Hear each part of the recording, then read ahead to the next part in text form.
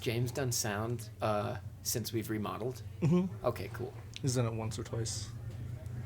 He says I think he's done it twice. He says he likes the way it's set up now because it's easier to hear everything correctly. Yeah, totally. Okay, so yeah, I gave everyone a spiel. So we have people popping in. This is Sabin. Sup, Sabin? Sabin plays guitar. Want to try and get Sabin a mic to do some backup vocals. Maybe even do some jokes here and there because this guy's really funny.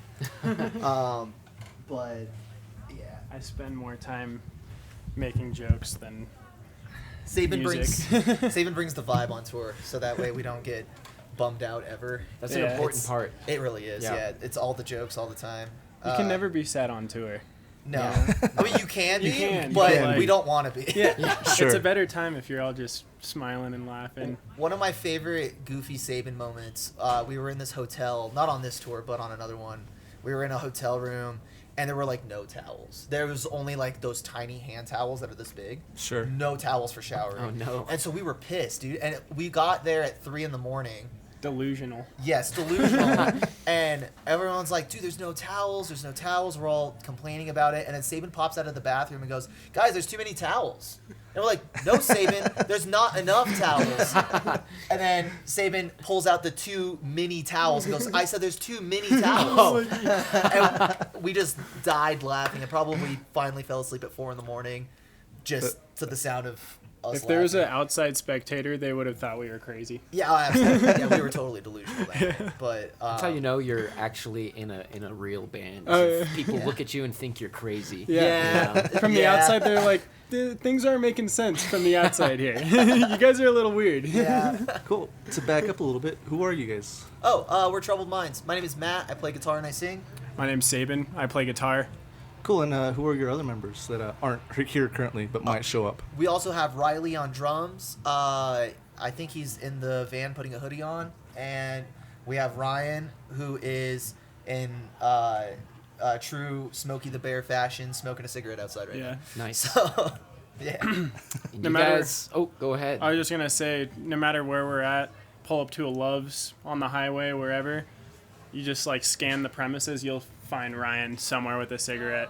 It's impressive. It's like, where's Waldo? Yeah, so Sure. we got the nickname on this front, Smokey the Bear. Yo. Yo, what's up, guys? How's The it going? Bummer Girl boys just walked in. Yeah. Yo. Yeah, you We're guys in the wanna middle say of what a up? podcast. We're recording right now. Yeah. Hell yeah. No, it's Oh, you guys okay. good? You're Yes, it's down there and to the right. Awesome. It's good to see you guys again. Yeah. It's been a minute. Well, you guys are on tour. Yes, we are. Yeah, this is your last stop. Yes, it You're is. playing a show after this podcast. Yes, we are. Yeah. Final show here at the Hive in Flagstaff. Let's see, we just did 18 shows in 21 days. Is Yeah. that right? I think today's the 18th show. Yes. And Yeah. 21, 22 days, something Yeah. like that. Nice. Yeah. Where'd you have your break? Okay, breaks. Well, let's see. Breaks were just spent driving all day, so like Sure. Yeah. where were was it no, Arkansas. We Oh, drove yeah. through Arkansas in a day. Little Rock. Yeah, so that was a break. Let's see, the breaks, they weren't like The only vacation time breaks really. The only time we took a break and we weren't driving was in Denver. After we played the Denver show, the next day we went to a studio out there and did some like live recording stuff. Yeah. So that was kind of cool, but it was a day spent working.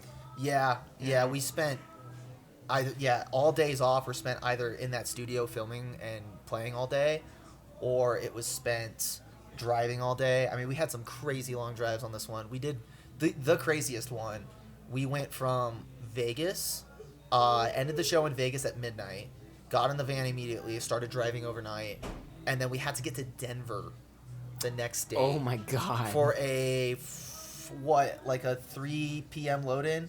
Something like that, yeah. Yeah, it was just That's ridiculous. crazy. So we didn't stop the van unless we were getting gas or, going pee or whatever. Sure. Like all night. So I went from 1 in the morning till about 3:34 a.m. And then I think Ryan took over. Yeah. I fell asleep.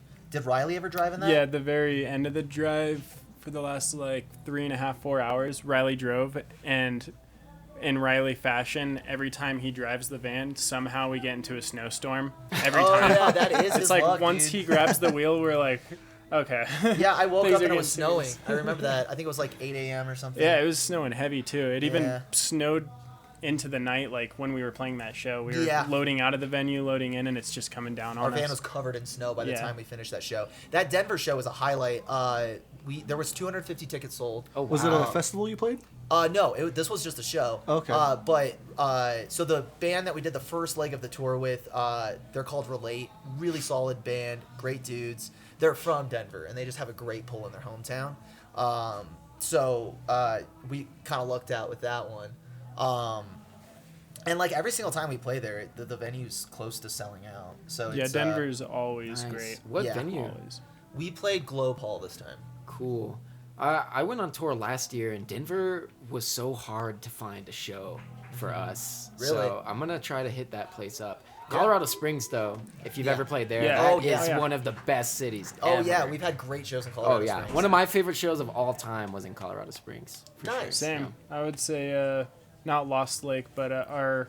Lost Lake is Denver. I'm thinking of Vultures. Vultures. Yeah. Vultures, that's the place I'm Vultures, thinking yeah. of, too. Yeah. That Yeah. place is awesome. Shout Yeah. out Vultures. Yeah, the vibe was really cool there, and I think that sold out as well. It did. Every time we go out Yeah. to Colorado, it's always Relate has a crazy pull in Colorado. It's awesome. Nice. Yeah, it seems like their whole scene for like the kind of stuff that we're making. All those bands are really tight knit out there. Because when we went to that studio and we were recording the live session stuff, there's also practice spaces there, and all the bands that we knew and that we've played shows with are like practicing in there, and they all recognized us and we're like, hey, what are you guys doing here?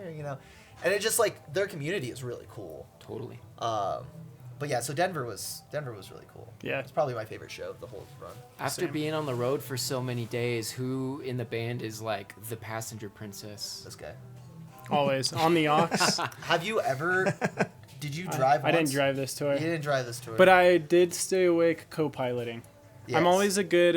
I'll keep you awake. I'll make Yes. you laugh, Yes. even yeah. if you don't want to laugh. I'm gonna make you laugh. See, that's how passenger princesses should be. There's times Saban shows me his phone and he's like, Matt, look at this, and I'm like, I wish I didn't see that. Yeah, it's sometimes I wonder how I got the algorithm I have. Oh just- yeah. it's just Yeah, all it's- natural. It's a little concerning, but we like you in the band. So You know. you gotta stick around. Well, you guys just released an album, right? Yeah, an EP technically, but yeah, we just released a release, Full Circle. Tell us about it. What's your We favorite song? recorded it with Nick. We recorded it with a guy named Nick Brzesi. He played in this band called Man Overboard back in the day when I was like in high school, college. Technically speaking, Man Overboard was was my first show. It was Man Overboard. I went for Transit, The Swellers, and Fireworks, but I found Man Overboard through that show, and that was when I was 16. And then a couple years ago, Nick hit us up on Instagram and was like, hey dude, like your music's great, basically saying I record bands now if you're ever interested. And so I was like, yeah dude, absolutely. So we booked a tour out to New Jersey last year, and we recorded the EP with him. Nice. We called it Full Circle because it felt like this full circle moment of like this dude who played the first show I ever went to is now recording my band. And I didn't talk to him at the show. I was just an awkward 16-year-old kid. Sure. So it's just kind of crazy how like that all just fell into place. I guess pretty close to 15 years after I went to my first show, which is Nice. wild. That's awesome. Yeah, it is awesome. But anyways, yeah, there's that. 6 songs on it. We worked our asses off recording it, writing it, and I'm glad it's finally out now. People have been saying great things at the shows about all these new songs. So yeah, I don't know. We're all like in really high spirits about it. I've been pushing them online with little video clips and stuff like that, and it seems like the reactions we're getting are pretty cool. So Nice. just gonna keep doing my thing once I get home from this tour, and Yeah. When you guys go on tour, like, how often do you guys tour? probably too much.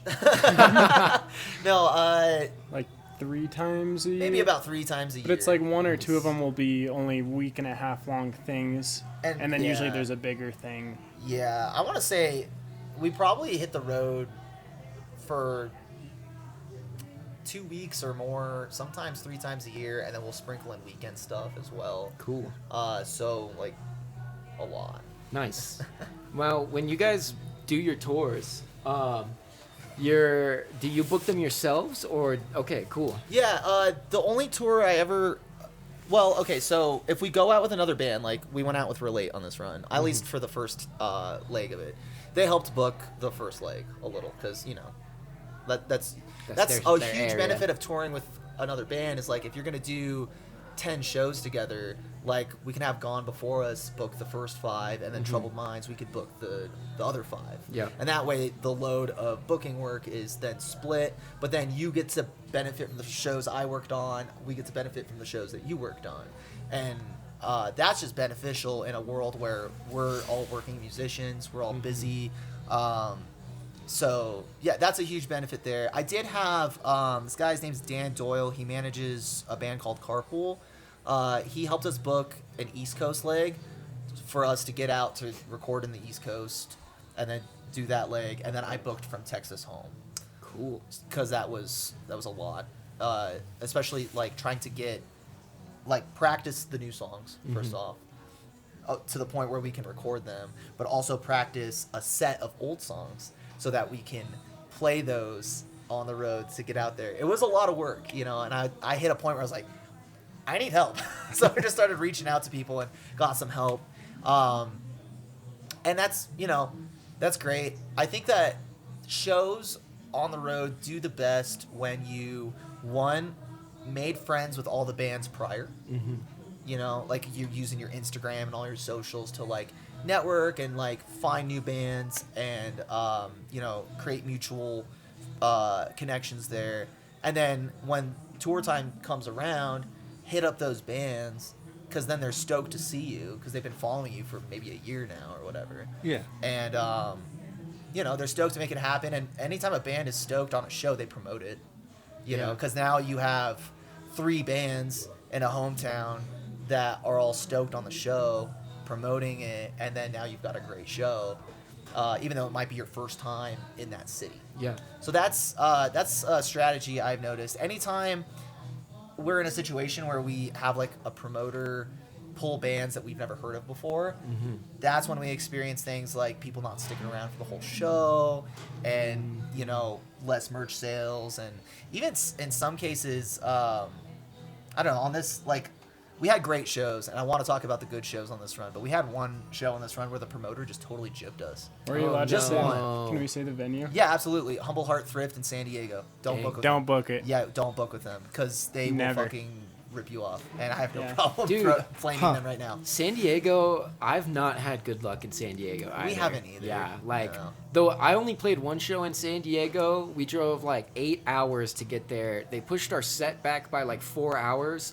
and at the end of the night, they're like, hey man, I thought I would have more, but here Yeah. you go, and he handed me $20. Yep, that sounds about right. Yeah, and I was like, man, it's Yeah. almost more disrespectful that you just gave me $20 and Totally. not paying me. Totally. Yeah, no, hey man, I totally hear you. A lot of the shows that we play in Southern California, not all of them, but some of them can end up like that.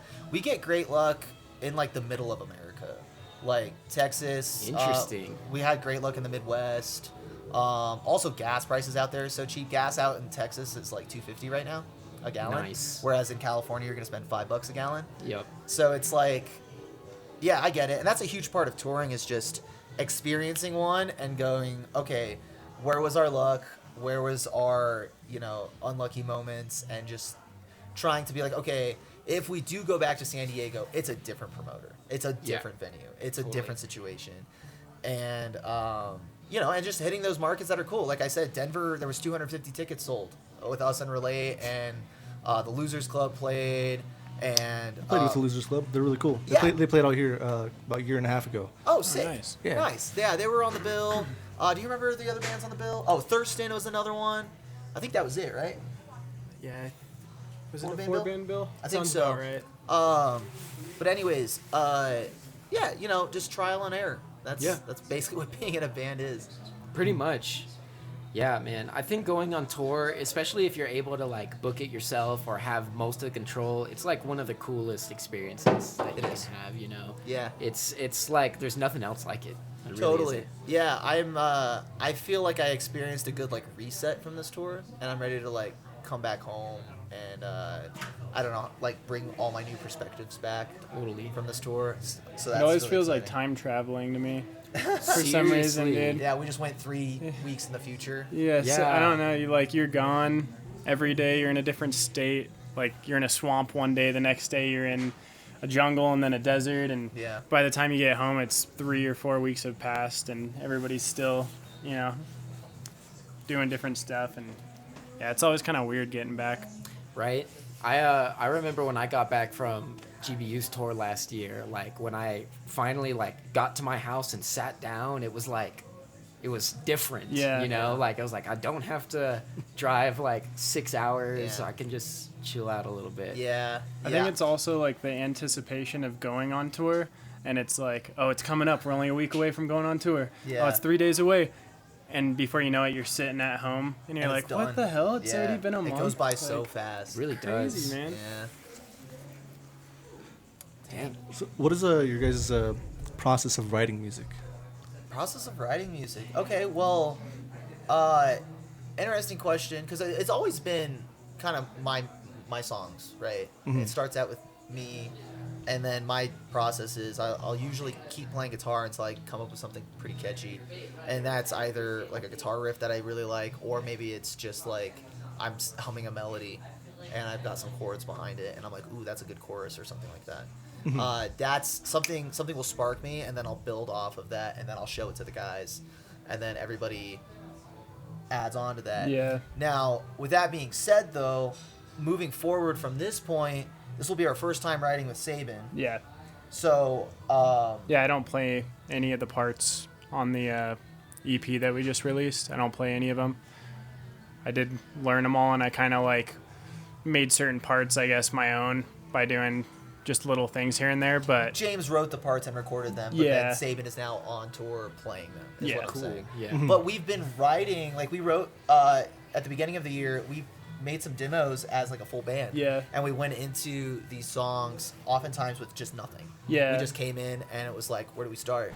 And or it'd be like even just a voice memo, like I had this chord progression with a certain rhythm, just something like super basic. Yeah. And then we all just plug in and live kind of jam around Nice. with it. That's how GBU writes stuff too, pretty much. Like Yeah. I'll give a riff, or Jason will give a riff, and it builds up from there. Yeah, I for feel like you sure. get the best music that way. 100%. Yeah. Yeah. Yup. I mean, can we talk about cool shows that we did other than Denver? Yeah, The 250? sure. No, Yeah. you're not allowed. Okay, Not allowed. because I loved Corpus Christi, Texas. That was a fun time. Yeah. Everybody at the show was super cool. I was told by the guy that put it on plays in a band called Updog. They're a ska band, and he told me that there was like over 100 kids there. It was in a space pretty similar to this. It was kind of like a garage feel, just like lower ceilings. But it was like a packed out garage. Everybody was into it. Everybody at the show was super nice. It seemed like everybody really wanted to just meet people at the show and create new friendships, so that way you know come back to a show in the area and like know more people. Yeah. Which is like, I don't know, it was cool. Like the vibes were just amazing. Let's see, I don't know, Sabin, talk about a show you enjoyed playing on this one. I mean, Corpus was cool. I think it's Yeah. always kind of crazy to see, like, whether it's a small town or not, like seeing the communities that are like really tight, and they're like, you know, when hardcore bands are best friends with emo bands and Midwest emo bands, pop punk bands. I was talking to a couple people in Corpus Christi, and they were like, yeah, tomorrow there's another show at this other venue 2 miles away, and like they all know what's going on. And like we're from the Valley in Arizona, so it's a lot more spread out, and there's so much going on at once that I wouldn't say it's as tight knit. There's a lot of people that are, but it's a lot different. You know, like when you go somewhere like Denver and you just see like you go to the studio and a couple of guys from bands you know are walking Yeah. around and stuff. Yeah, that's always a cool experience, getting to see like tight knit communities. Yeah, absolutely. Yeah, we love playing small towns for that reason. Mm-hmm. It's everybody in small towns are so appreciative of live music coming through, especially when you're somebody from out of town. Yeah. So we always get the best vibes, I think, playing small towns. Like I said before, like middle of America stuff. It seems to just, I don't know, everyone's really cool, and the shows oftentimes pop off, and it's a lot of fun. I had a lot of fun in Denton at Thin Line Fest. Yeah, Denton was cool. That was awesome. And this was an interesting one for us because we were the oddballs on the lineup. It was all various types of indie rock bands. A lot of like garage rock, New wave indie. new wave, yeah, like that kind of stuff.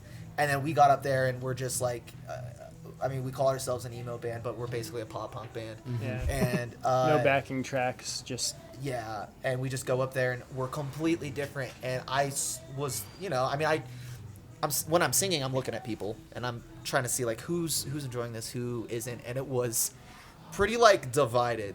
Either you looked like there was this chick, she was like right in front and just staring basically straight down, almost like just wishing we would stop playing.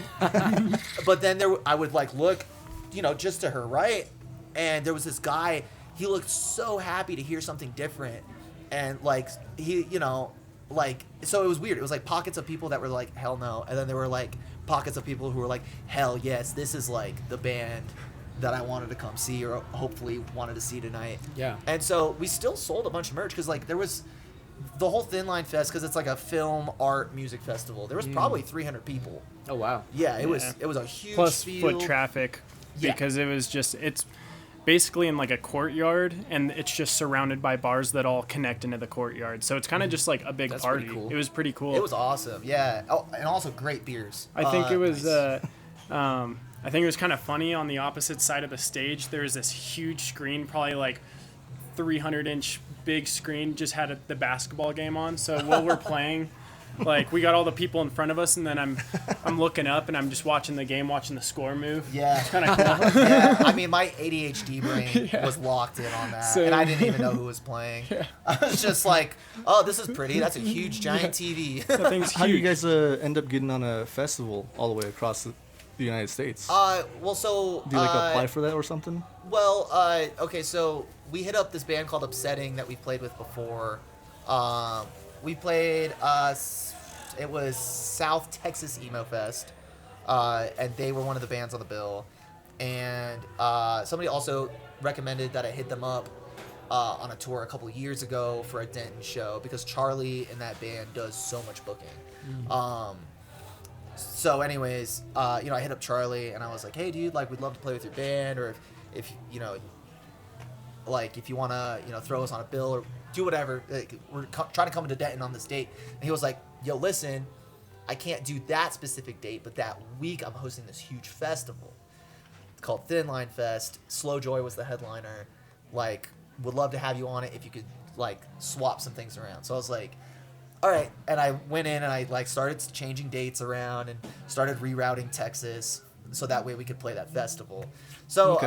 I mean, the way we got on it is we knew the guy putting it on, and we know him because we know his band, and we know his band because we tour a lot. Yeah. Nice. And it, like, I guess that kind of segues me to saying what I wanted to say is that touring is all about networking. Like, I don't really think, like, if you think you're going to go on tour and you're going to see your Spotify monthly listeners skyrocket, you're wrong. It's not going to work that way. And I think a lot of people get discouraged through touring because they don't see that number start to go up, or they don't see maybe it's like an Instagram engagement go up, or, you know, any of that online number shit. Yeah. It's different. Like, touring is beneficial, but it's so hard to measure it because it's not a number. It's like, it's Yeah. literally making relationships that are gonna really help you. We were in Houston on this run on a Monday. Not a great show, but we found out that the chick putting on the show also works for a guy named Mike Zemer. I don't know, Third String It Entertainment. sounds familiar. So What Fest in Austin. Okay. He puts that on. Okay. And so it's like, oh, cool. We're like 2 degrees of separation from this like really cool dude that puts on these like really, really big festivals. And you know, and I was like, talking to the promoter, I was like, oh yeah, like I've emailed Mike Zemer, but he gets back to me maybe every other time I email him with new music. And she's like, well, I'll make sure that he listens to it, you know, the new EP. And it's like, it's stuff like that like, that's what makes touring worth it. It's because, you might play in front of, I don't know, 15 to 20 people on a Monday in Houston, but the promoter really digs us and like might pass our music along to somebody that could really help us. Yeah. It's stuff like that that makes touring really worth it. And yeah, I just wanted to get that out there. I think to an extent, the online presence and your touring presence or like external presence, they're like completely different worlds. Like people who are very, you know, they found you online, they listen to your Spotify. There's still a chance they may never go to a show, but you know they're a fan of you online. And then there's the people who have seen you live before and they want to come out and support every time you come through. It's kind of like there's that overlapping like circle there, you know, of people who like the online stuff and go to shows. So it's definitely like to an extent their own thing. That's why I think like touring and doing the online stuff are both important. They are both important, yeah. But I think they can feed into each other if you're popping off on TikTok or whatever. Like, make sure you're networking with other bands and like making friends with that platform. Or if you're popping off on Instagram or whatever, like DM bands, you know, create positive relationships. Tell bands, yo, next time you're coming through Flagstaff, I would so be down to book you. Yeah. You know, it's a cool college town out here. Kids show out to shows. It's a lot of fun, you know, and like bring people here to the Hive and they'll remember you, you know? And then now you have bands in other cities talking about you. And that's huge. I think a lot of bands that blow up online forget that you still got to network. And you know? still like do stuff. You still gotta do stuff. Yeah. Exactly. Yeah. So there's this balance, and we've been talking about it on the drives and stuff. Is like how often should we tour? How often should we be posting a reel? How often should we what's the balance here? I think it's different for everybody too. It really Yes, is. Like it there's is. a completely different meta for solo artists nowadays. I think the internet thing could be more beneficial in a way, but again, I think from band to band and artist to artist, completely different. True. You know? Yeah. A lot of people do get too caught up, like, looking at their metrics and stuff, and, like you said, getting discouraged if they're not seeing their numbers. Like, Rise, like, that's, like, not the point, you know? Like, you should just have fun with what you're doing, and, like, you know, you'll keep getting higher and going up there. But if you're so focused on, like, oh, how many likes am I going to get? Like, you lose, you know, the sauce. Yeah, totally. Having a positive mindset through it all will give you longevity to then figure it out. Yeah. That's dude, like, because I remember 2019, I had a year where I was like kind of being a bummer about the band because things weren't like, I don't know, popping off as hard as I wanted them to. But the thing is like, you know, right after 2019, pandemic happened. I had some time to chill out and like really think about it, and I realized that like, you know, having a negative mindset about your band under any circumstance isn't going to give you the longevity to keep going to the point where you're going to see things starting to pop off. Yeah, totally. So yeah, keeping a positive mindset and having fun with it, I think, is rule number one.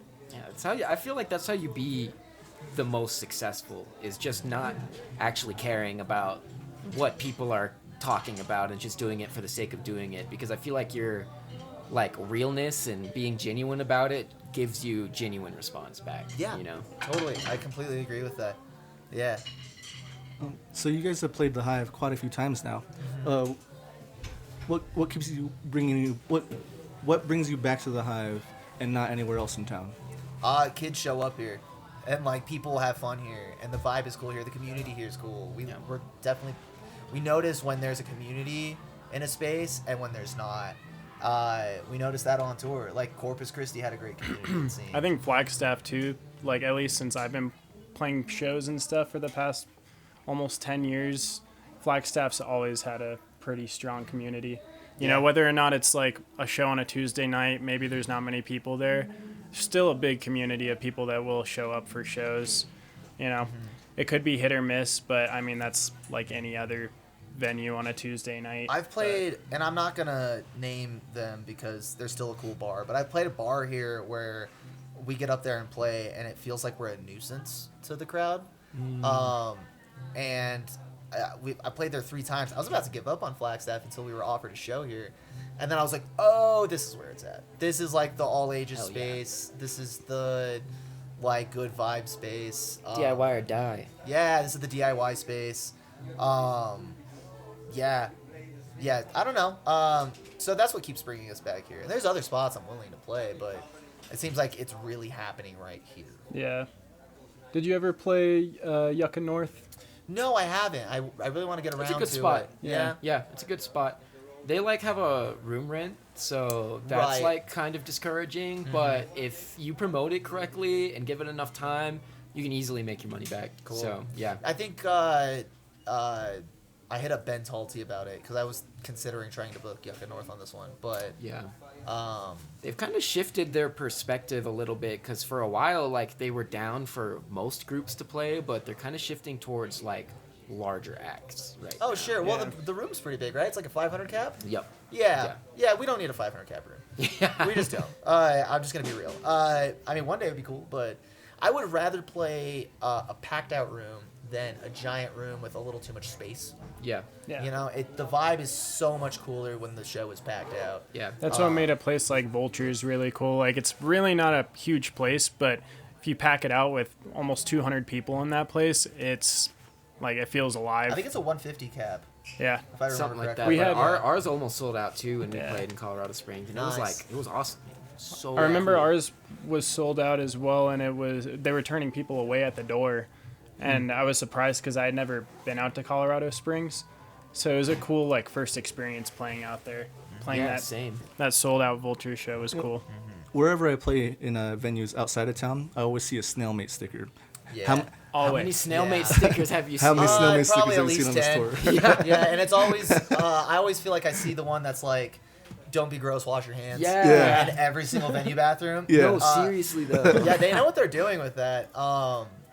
Yeah, I wish we were that aggressive with our stickers, because that's such a great idea. Because Totally. every venue bathroom is, well, I mean, every venue's gonna have a bathroom, and you're gonna want people to wash their hands. So you might as well like. And if you look hard enough, you'll find a snailmate sticker. You will. Yeah, Absolutely. You will. Yeah, Snailmate Tour is harder than any other band I know from Arizona or just like DIY in general. They booked Japan themselves. Did you, That's you so guys know cool. that? That's crazy. Yeah, they play with a band that's played here from Japan. Oh, really? Lulo Ningen. Yeah, I've talked to them about Snailmate. I've talked to Snailmate about Lulo Ningen. It was really cool. That's awesome. That's a Nice. dream. Wow. I want to play in Japan so bad. They said that they didn't drive. They did all the dates by train. Oh, crazy. Whoa. Yeah. That's wild. so Wow. cool. Yeah, so they had there's backline at every venue, so then they just they brought like just the like snare cymbals and their synth stuff. yeah, and their synth stuff because they don't have guitars. But I guess if we did Japan, we'd probably bring our guitars. It was I had a great conversation with Bentley about it a couple years ago. It was really inspiring.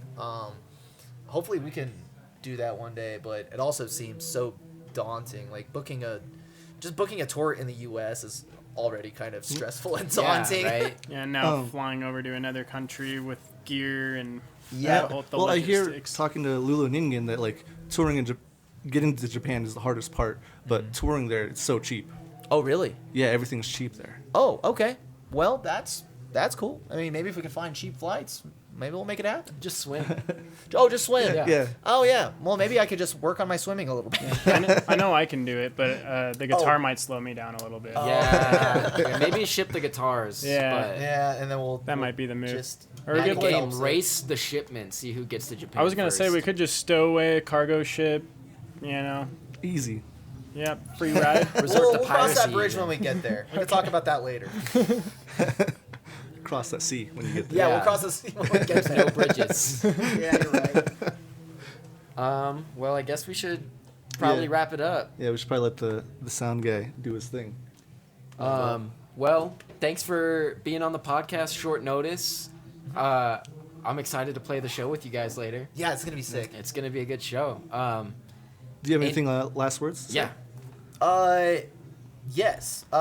Thank you all so much for the support on our new EP Full Circle. If you haven't streamed it yet, it's out everywhere. You stream music, would mean the world to us if you checked it out. That's about it. Cool. Word. And then also, in case we didn't mention, today is the art market on Friday. Every Friday, all the way through the summer, we have the art market from 3 to 7. Yeah, if you heard like noise around in the podcast, there's a little bit of a festival happening. Cool. Well, anyways, peace. Nice.